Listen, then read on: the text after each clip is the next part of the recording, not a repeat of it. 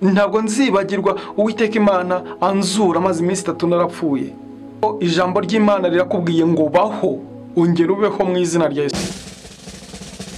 Zaburi ya mbere. Mbega urukundo rw'Imana yacu ntawarondora uko rungana, rusumba ukwezi rusumba izuba kandi kuzimu rugerayo. Rwatumye Yesu aza mu isi yacu ngo indushya turuhure, na cya kirara cy'inzererezi rwatumye sacyakira. Mbese urukundo rw'Imana yacu rwagereranywa n'iki? Mu ijuru n'isi baruririmbe kugeza iteka ryose. Ingoma zose zo mu isi yacu zijya zihita zishiraho, abanga Imana ntibayisenge bazapfa bose be kwibukwa. Nyamara urwo rukundo rw'Imana rutagira akagero, urwidukunda twabari mu isi nirwo rutazashira. Mbese urukundo rw'Imana yacu rwagereranywa n'iki? Mu ijuru n'isi baruririmbe kugeza iteka ryose. Haleluya nshuti z'umusaraba, haleluya torero ry'Imana, ndabasuhuje mu izina ry'umwami wacu Yesu Kristo. Ndabishimiye, mbahaye ikaze kandi muri iki kiganiro. Abari mu Rwanda, amahoro y'Imana nabe muri mwe. Abari ku yindi migabane, amahoro y'Imana abe muri mwe. Nimba ari nijoro dukurikiye, ndakwifuriza ijoro ryiza. Nimba ku manywa umunsi mwiza, nimba ari mu gitondo ugira umunsi mwiza. Imana y'amahoro ibagirire neza. Tubahaye ikaze, twongeye kubaha ikaze kuri Zaburi ya mbere TV. Ndashima Imana impaye umwanya, ndashima Imana yandinze mu minsi itambutse, ndashima Imana nawe yakurinze wowe dukurikiye uyu munsi iyi saha. Nari ndimo ndirimba iyi ndirimbo nziza cyane ivuga ku rukundo rw'Imana. Igitero cyayo cya mbere harimo amagambo meza avuga ku rukundo rw'Imana, uburyo ari rurerure, rusumba ukwezi, rusumba izuba, rusumba byose, ngo ni kuzimu rugerayo. Urwo rukundo rugera ubasha kugera ikuzimu, rugakurayo abo Satani yaboshye, abo Satani yagize ingwate, abo Satani yagize ingaruzwa muheto mu Kirundi niko bavuga. Urwo rukundo rubasha gukurayo umuntu, urwo rukundo rwabasha kugukurayo wowe ukiriyo. Hari igihe uboshye, hari igihe waba uboshye utabizi, hari igihe waba wibwira ko uhagaze ariko waraguye, hari igihe waba ureba ugenda ariko uboshye. Njyewe naguha urugero rwiza. Hari igihe nari imboshye, hari igihe nari imboshye kandi ngenda bambona ndi bosi nta kibazo, ariko mboshye Satani yarankandagiye ku gakanu. Urwo rukundo rwaje kunsangayo, ni ubuhamya burebure nzabubaha nabwo, ruza kunsangayo runkurayo. Haleluya. Shimye Imana yankuyeyo, shimye Imana yangaruye mu muntu bwayo, shimye Imana yangaruye mu munezero utagereranywa, shimye Imana yankuye mu gahinda, yankuye muri ubwo bwigunge bw'umwa Satani yari yashyizemo. Igitero cya kabiri cyo kirambabaza, ngo ingoma zose zo mu isi yacu zijya zihita zishiraho, ariko abanga Imana ntibayisenge bazapfa bose bakwiyuka. icyo gitero urumva uburemere bwacyo. Abantu banga Imana bazapfa bose be kwibuka. Reka dushime Imana, dusenge, dukomeze tuganira ijambo ry'Imana. Mana Data, mu izina rya Yesu Kristo rikomeye, turagushimiye, uri umukozi w'umuhanga, ugira neza bukira bugacya, tukagiye tubona ukuboko kwawe ku manywa na nijoro. Papa, icyubahiro ni icyawe, uzi kurinda kandi hari impamvu waturinze, ni ukugira ngo dutunganye ibidatunganye mu izina rya Yesu. Ijambo ryawe reka uyu munsi iyi saha ryongere ritoshye ubugingo bwacu mu izina rya Yesu, ryongere ryubake ibidakwiye gusenyuka, ahubwo risenye ibyo gusenywa mu izina rya Yesu Kristo rikomeye. Ndasengera uyu muvandimwe, uyu mwene Data tugiye kubana muri iri jambo ryawe, nyemerera mu izina rya Yesu Kristo rikomeye ubuntu bwawe umusabe, nyemerera mu izina rya Yesu Kristo rikomeye ubwiza bwawe bumubeho, nyemerera umwuka wawe wera amubeho mu izina rya Yesu Kristo rikomeye.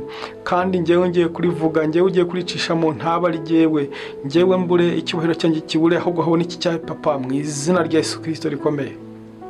Nta yindi Mana yo kwiringirwa, ni wowe Mana yo kwiringirwa. Urukundo rwawe rusumba ukwezi, rusumba izuba n'ikuzimu, rugerayo, rwagezeyo runkurayo, n'uyu muvandimwe rwamukurayo, n'umushiki wacu rwamukurayo. Haleluya. Nyemerera mu izina rya Yesu Kristo rikomeye ugaragare hano hantu. Ndararika Imana Data, Imana Umwana, Imana Umwuka Wera. Reka Umwuka Wera ayobore iyi gahunda, ubwiza bwawe bane natwe. Abamarayika bo mu ijuru batugote, ingabo zo mu ijuru zitugote mu izina rya Yesu Kristo rikomeye. Kandi hamwe n'abera bose uduhana umugisha kubw'ubuntu n'imbabazi zawe mu izina rya Yesu. Amen. Reka dukomeze n'ijambo ry'Imana. Nababwiraga kuri iyi ndirimbo na ndimo ndirimba, yari irimo ifasha mu kanya, ariko natekerezaga ku rukundo rw'Imana, urw'inkunda ku manywa n'ijoro, urw'idukunda, ubw'igukunda, nirwo rutuma tubaho, nirwo rutuma tudapfa. Kuko hari benshi bapfuye waruzi uyu munsi, hari abapfuye mu cyumweru gishize waruzi, suko bakiraniwe, suko uri mwiza kubarusha, ahubwo ni ubuntu bw'Imana ikikugiriye, ikigutije ubuzima, kugira ngo ibashe kureba ko wabasha gutekereza ku rukundo rwayo. Uhindukire uyu munsi wa none wibaze ngo kuki Imana ikemera kunshoramo ibi ngibi, ikagushoramo umwuka wayo uhumeka, umwuka uhenze cyane. Umuntu w'Imana, nimba ubiha agaciro simbizi, uyu mwuka duhumeka niwo mwuka uhenze cyane, umwuka uyunguruye.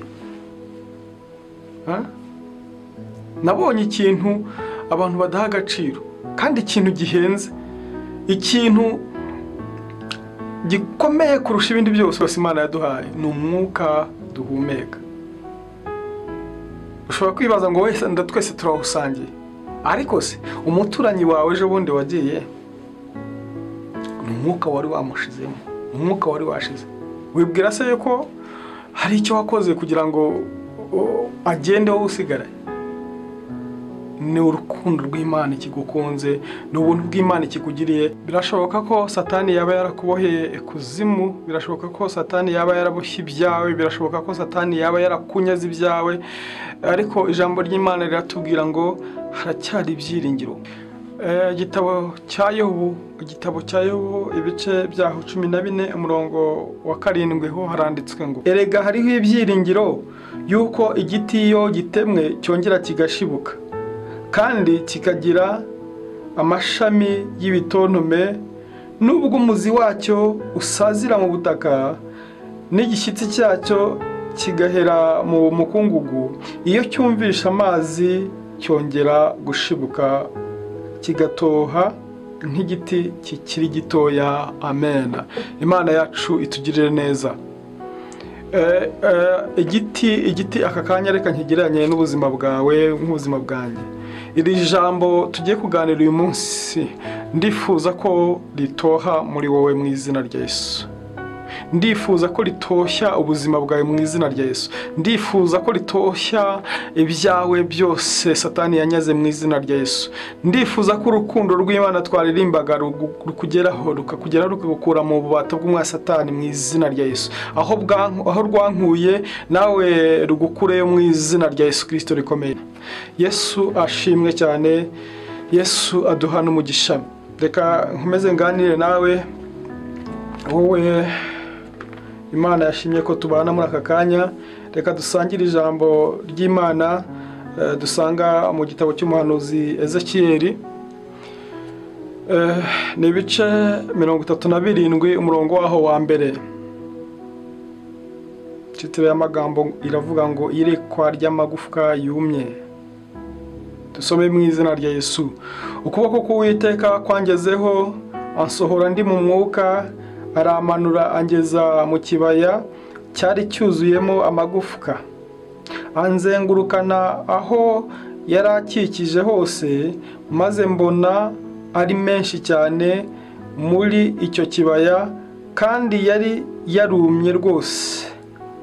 Umurongo wa 3, maze arambaza ati, mwana w'umuntu, mbese aya magufwa yabasha gusubira kubaho? Ndamusubiza nti, mwami Uwiteka ni wowe ubizi. Arongera arambwira ati, hanurira aya magufwa uyabwire uti, yemwe mwa magufwa mwe yumye, nimwumve ijambo ry'Uwiteka. Yesu nashimwe cyane. Ntarakomeza, reka mvugane n'umuntu wumva ubuzima bwe bwumye mu izina rya Yesu. Ubwo amagufwa yabashije kumva, amagufwa yari yarumye yabashije kumva, akumva ijambo ry'Uwiteka.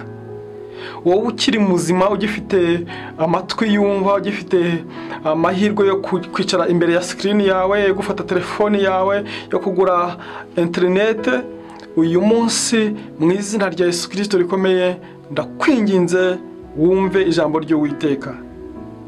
Ijambo rije ari rya uyu munsi, ntago ari rya amagufwa yari ari mu kibaya. Birashoboka ko waba wumye mu buzima bwawe, mu bugingo bwawe. Birashoboka ko waba wumye mu butunzi bwawe. Birashoboka ko waba wumye mu buzima bwawe. Uko wumye urakuzi. Iki ukeneye mu izina rya Yesu Kristo uyu munsi urakizi. Cya kindi kikuraza ijoro urakizi. Cya kindi gituma udasinzira urakizi. Cya kindi gituma witsa imitima buri kanya urakizi.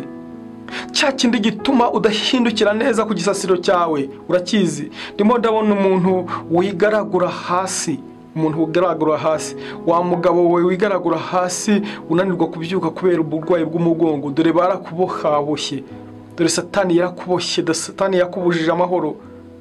Ntago basha kweguka kubera uburwayi bw'umugongo. Ibice byinshi by'umubiri wawe ntago urimo gukora. Mu izina rya Yesu Kristo rikomeye, iri jambo ni iryawe. Iri jambo muntu w'Imana, iri jambo ni iryawe. Wowe wumva wumye, wumva nta mahoro ufite, uburwayi bwawe uyu munsi bukurwe mu izina rya Yesu. Amagufwa yarahanuriwe arumva, amagufwa yabashije kumva, yumvisha ijambo ry'Imana. Reka nawe wumve mu izina rya Yesu. Umurongo waho wa 5, ngo uku niko umwami Uwiteka abwira aya magufwa ngo, dore ngiye kubashyiraho umwuka ngo mubeho.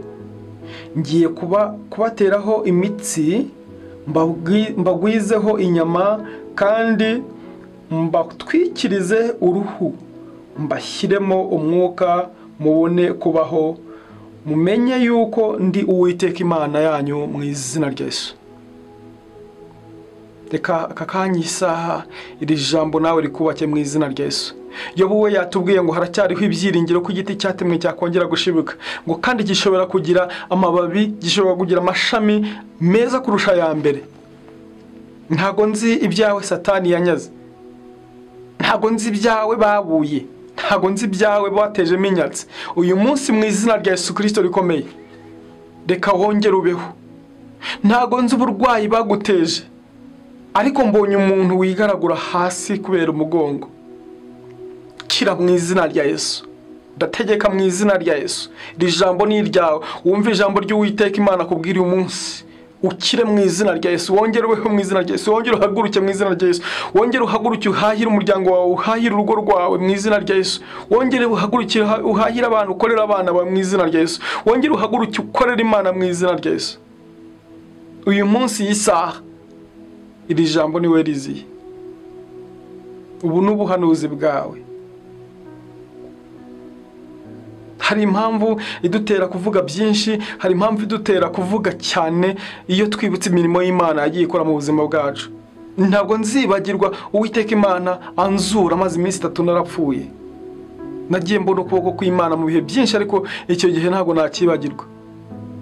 Mbona ukuboko kw'Imana igihe gikomeye cyane, ntabwo nzibagirwa igihe dayimoni yari yansikamiye yampejeje mu buriri meze nkawe, nigaragura kujya kwihagarika kwijyana kuri toilette ari ikibazo, ngenda nkambakamba kandi ndi umuntu mugabo. Ndabyumva cyane ububaba rufite, ariko ijambo ry'Imana rirakubwiye ngo baho, ongera ubeho mu izina rya Yesu. Umwuka w'Uwiteka akuzeho mu izina rya Yesu, wongera ubeho. Kandi nuhaguruka aho ngaho uzashima Imana. Ndashima Imana yankijije icyo gihe, ndashima Imana yankijije icyo gihe. Reka mbashimire Imana bikomeye bitangaje. Ishimwe ni bwa mbere ngiye kuritambutsa. Ndashima Uwiteka Imana wagaruye iyi channel. Iyi channel yamaze igihe kingana n'umwaka yarazimiye, niko nabyita. Ariko ndashima Uwiteka wayigaruye. Uwiteka ashyirwe hejuru, izina ry'Uwiteka rishyirwe hejuru. Ijambo ry'Imana rirambwira ngo yitangije umurimo niyo yo kusohoza niyo yo kurangiza. Ntago umurimo yari yatangije yari kureka gutya. Umwana w'umuntu ugeraho ukananirwa ukabireka ukabivamo, ariko Uwiteka ari kumwe nawe byose birashoboka. Ndashima Imana yakoze ibingi byo. Ndashima Imana ikomeje kugira ibyo ikora. Ndashima Imana yemeye ko uyu munsi tuganirira ijambo. Ndashima Imana yemeye uyu munsi ko mpaguruka nkicara bigakunda. Haleluya. Nyemerera wowe uri muzima, unyemerere udufatanye gukorera Imana. Ushake uburyo bwose wakoramo imirimo y'Imana, kuko ijambo ry'Imana ritubwira ngo turi abo yaremye kera, ituremeye imirimo myiza muri Kristo Yesu ngo tuyigenderemo. Nshimye Imana imanuyira ijambo, nshimye Imana igiye gukiza, nshimye Imana igiye gukora ibirimo ibitangaza yonyine ubwayo. Reka uyu munsi gukize mu izina rya Yesu. Unyemerere uyu munsi ntugupfira ubusa, aka kanya nikagupfira ubusa. Mfite ibihamya byinshi cyane nagiye mbona aho Imana ikora. Nagiye mbona umunsi umwe ikatugaburira tuburayi, ikatugaburira ikatwitaho. Ntabwo wabyumva. Mu gihe cya coronavirus ibintu byose byifunze, imiryango yose yifunze, ariko Imana ibana natwe. Iyo umuntu ateruye kuvuga ibingibi, abantu wenda ntago babyumva kimwe cyane, ko n'abana b'abantu twibagirwa vuba, ariko ntago nzibagirwa ko nabonye ukuboko kw'Imana. Ntago nzibagirwa ibyo yakoze muri icyo gihe. Harabayiteye umugongo, ariko ndashima Imana ko yakomeje kunkomeza, sinyiteshukeho, sinyiveho, sineshuke iburyo cyangwa ibumoso mu izina rya Yesu. Umuririmbyi yaravuze ngo abaringiye abantu barabahemukira, ngo bakabakoza isoni, ngo ndetse babahanga amaso bakabakoza isoni. Ariko Imana yo ntigikoze isoni. Iturinda buri munsi, uyu munsi ikomeze turinde mu izina rya Yesu, idukize mu izina rya Yesu. Munyemerere nsengane n'umuntu urwaye. Umuntu urwaye uburwayi ubwo ari bwo bwose, kwizera kwawe kugukiza uyu munsi, kugukize iyi saha. Cyane cyane wa mugabo wowe urwaye umugongo utabasha kwihindukiza. Ndategeka imbaraga z'umwanzi Satani zikurekure mu izina rya Yesu. Reka dusenge Imana. Wizerane nanjye ibyawe Satani yafunze bifunguke mu izina rya Yesu. Uburwayi bwawe bukurweho mu izina rya Yesu. Imbaraga zose zirwanya ubuzima bwawe zikurweho mu izina rya Yesu Kristo rikomeye. Icyubahiro cy'Imana kigaruke mu buzima bwawe. Gukora kw'Imana kongere gukore mu izina rya Yesu. Gusa ikiruta byose kugira ngo ubashe kunesha ibyo byose no kwirinda icyaha n'igisa nacyo. Ubishoboye ntacyo Satani yajya gufatiraho. naje kumenya ko Satani adufatira ku byaha. Ndaguha urugero rwiza. Nkiri mu byaha, Satani yaramfashe, najya kubura umutwe akandega ikintu imbere y'Imana, kuko aba afite icyo gukuriraho. Ndaguha urugero rwiza, uzarebe igitagangurirwa. Igitagangurirwa kiba gishobora kuba kiri kuri iriya nguni, kigakubita urudodo hariya, kigakubita urundi hariya, kikajya kibaransaho gutya, kikajya gukwega isazi iri hakurya hariya, cyangwa se kigafata isazi kikayizirikira hano na hariya. Ku rukuta hano na ruriya ukabona isazi yafashwe n'urudodo. Igitagangurirwa aho kibera kikajya gicunga ya sazi uko yigira kiyikinisha. Na Satani rero nuko adukinisha. Iyo dufite icyo Satani aturega,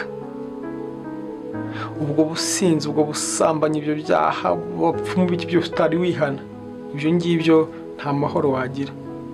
Uyu munsi wa none Imana iraguha ku mwuka wayo guhumeka, igukize, ariko ejo Satani yongera gukurure kubera iki? Yakubonye.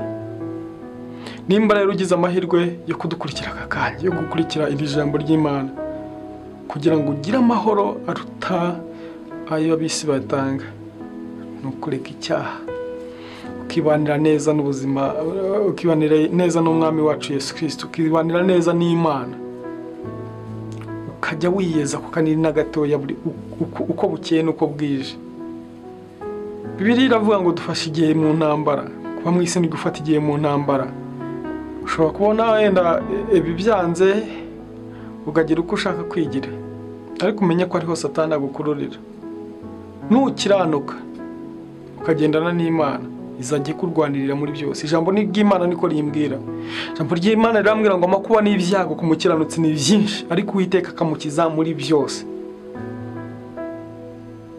Ikidutandukanya n'Imana, ikidutandukanya n'urukundo rwayo ni icyaha. Icyaha. Imana igukize mu izina rya Yesu. Ndashaka gusengana nawe utari wakira Yesu nk'umwami n'umukiza mu buzima bwawe uyu munsi. Ndasengana nawe, ndagufasha gusenga, ariko byaba byiza wihaniye kureka. Wature Imana yo mu ijuru ikwandike mu gitabo cy'ubugingo, ikwandukure mu gitabo cyo kurimbuka, kuko ijambo ry'Imana rirambwira ngo hari ibitabo by'Imana mu ijuru. Hari ibitabo by'imirimo, hari igitabo cy'ubugingo. Igitabo cy'ubugingo umunsi ucyandikwamo mu izina rya Yesu. Hanyuma numara gusengana natwe, byaba byiza ushatse itorero usengeramo nimba ntaryo wageraga, umwami Yesu akakomeza kugukuriza muri ryo mu izina rya Yesu. Reka dusenge. Urasubira muri aya magambo uti mwami Yesu, uvuga uti mwami Yesu, nakoze ibyaha byinshi cyane, ntago nagize amahirwe yo kumenya inkuru nziza yuko ukiza, ariko uyu munsi ndayimenye. Ngirira imbabazi, mbabarira ibyaha byanjye byose nacumuye byose. Nyandukure mu gitabo cy'abarimbuka, nyandike mu gitabo cy'ubugingo. Sinzongere gukora ibyangwa n'amaso yawe ukundi. Unshoboze kubw'ubuntu n'imbabazi zawe mu izina rya Yesu. Amen. Reka gusengere. Mana Data, mu izina rya Yesu Kristo rikomeye, ndagushimiye. Intama yawe yari yarazimiye, kandi ngo waretse 99 ujya gushaka imwe yari yazimiye. Ndagushimiye kuko iri jambo ryawe rimanukiye igihe ku buzima bwe. Ijambo ryawe rirambwira ngo urica ugakiza kandi ugakura kuzimu ndetse ukanashyirayo. Reka umukure mu izina rya Yesu, izina rye risibwe mu gitabo cy'abarimbuka mu izina rya Yesu, ahubwo umwandike mu gitabo cy'ubugingo mu izina rya Yesu. Umukize icyaha n'igisa nacyo n'ingaruka zacyo mu izina rya Yesu. kubw'ubuntu n'imbabazi zawe mu izina rya Yesu Kristo rikomeye amen. Reka nsengane n'undi muntu wari waraguye wacumuye akajya kure y'Imana. Imana ikubabarire mu izina rya Yesu Kristo rikomeye. Data mu izina rya Yesu nongeye gusengera uyu mwene data mushiki wacu, dore yabivuyemo ajya kwishakira, ajya kwihigira ibinezeza umutima we, ajya gushakisha, ajya kugira ate, ariko mubabarire. Yaracumuye mwami, yacumuye kuyo mu ijuru, mugirira imbabazi, tumwogesha amaraso ya Yesu. Agarutse mu bana bawe, ugira imbabazi, rwa rukundo rwawe kuri umuntu kuzimu rukamugarurira ibuntu, rumugarure mu izina rya Yesu, kandi ntakongere gusubira inyuma, ukunda umugotesha urukundo rwawe n'amaraso ya Yesu mu izina rya Yesu Kristo rikomeye amen. Ndasengana n'umuntu urwaye uwo ari we wese, umurwayi uwo ari we wese, ariko wa mugabo we urwaye umugongo, wizere ko Imana yo mu ijuru igukijije uyu munsi wa none. Uhaguruke ujye gushugurikira urugo rwawe, ujye guhahira abana, ujye gukora ibyo ugomba gukora, ariko ntiwibagirwe umurimo w'Imana, kuko ijambo ry'Imana rirambwira ngo turi abo yaremye kera, turimo imirimo myiza muri Kristo Yesu ngo tuyigenderemo. Reka dusengane nawe urwaye, reka dusengane nawe ibyawe bitagenda neza, reka dusengane nawe ibyawe byongere bigende neza mu izina rya Yesu. Ijambo ry'Imana ryatubwiye ngo hari ibyiringiro ku giti cyatemwe cyakongera kigashibuka, kandi ryongera ryatubwiye ngo hari amagufwa menshi cyane Uwiteka yahumekeyemo arongera abaho. Amagufwa yari yarazimiye, amagufwa yari yarataye ibyiringiro, nkuko wabitaye mu buzima bwawe, nkuko ubona nta kigenda, nkuko ubona nta cyahinduka, naho isi yahinduka, naho bizagenda, ariko uyu munsi hari ibyiringiro ko ibyawe byakongera bikazuka mu izina rya Yesu. Reka imigisha yawe yongere kuzeho mu izina rya Yesu. Reka ubwami bw'Imana bwongere bwaguke muri we mu izina rya Yesu. Kiza kw'Imana kuze mu buzima bwawe mu izina rya Yesu. Icyubahiro kibi cy'Imana ku manywa na nijoro muri wowe. Data mu izina rya Yesu Kristo rikomeye, nongeye gusengana n'uyu muvandimwe. Ijambo ryawe ryaziye igihe, hari ibyiringiro ku giti cyatemwe cyakongera gushibuka. Dore Satani yatemye ibye mu izina rya Yesu. Satani yaramunyaze mu izina rya Yesu. Yamunyaze ibyishimo, amunyaga umunezero, amunyaga ubutunzi, amunyaga byose byamugirira umumaro, byose n'ibyatumaga ubwami bw'Imana bwamamara muri we. Nyemerera mu izina rya Yesu umugaruremo ibyiringiro. Dore uyu muntu yarabuze ibyiringiro, yumvaga Imana yaramuretse, kandi nyamara ntiwamuretse. Dore uyu muvandimwe, dore uyu mugabo yararwaye, yaraheze hasi, yumvaga nta byiringiro, ndetse yatekerezaga ko atazongera kubyuka, ariko nzi ko ushobora byose kandi nta kibasha kurogoya imigambi yawe. Iri jambo ryawe ryatubwiye ko hari amagufwa wavugiyemo, wahushyemo umwuka wawe wera, akongera akabaho. Reka mwami Imana, iri jambo ryawe ryongere rikore ku buzima bw'uyu muntu mu izina rya Yesu Kristo rikomeye. Imbaraga z'umwuka wera zigote ubuzima bwawe mu izina rya Yesu. Mu izina rya Yesu. Reka ubwiza bw'Imana bubane nawe. Haleluya. Mana ugize neza kuko umukije. Ngaho kora imirimo n'ibitangaza, twongere tubone amashimwe aturutse mu bana bawe. Urakoze nyagura ku ngoma Imana, tuguhaye icyubahiro, tugukomeye amashyi. Uragahora ku ngoma, izina ryawe nishyirwe hejuru mu izina rya Yesu Kristo rikomeye amen. Ndagushimiye wewe wabanye natwe, ndagushimiye wafatanyije natwe. Hanyuma iki kiganiro nimba cyakuryoheye, kora share ku nshuti zawe kibashe kugera ahantu hose. Hanyuma nugira umugisha, Imana ikakugirira neza, uzajye muri comment ushima Imana, dufatanye kwamamaza ubwami bw'Imana. Imana y'amahoro ibagirire neza, ndabakunda. Ciao ciao. Zaburi ya mbere.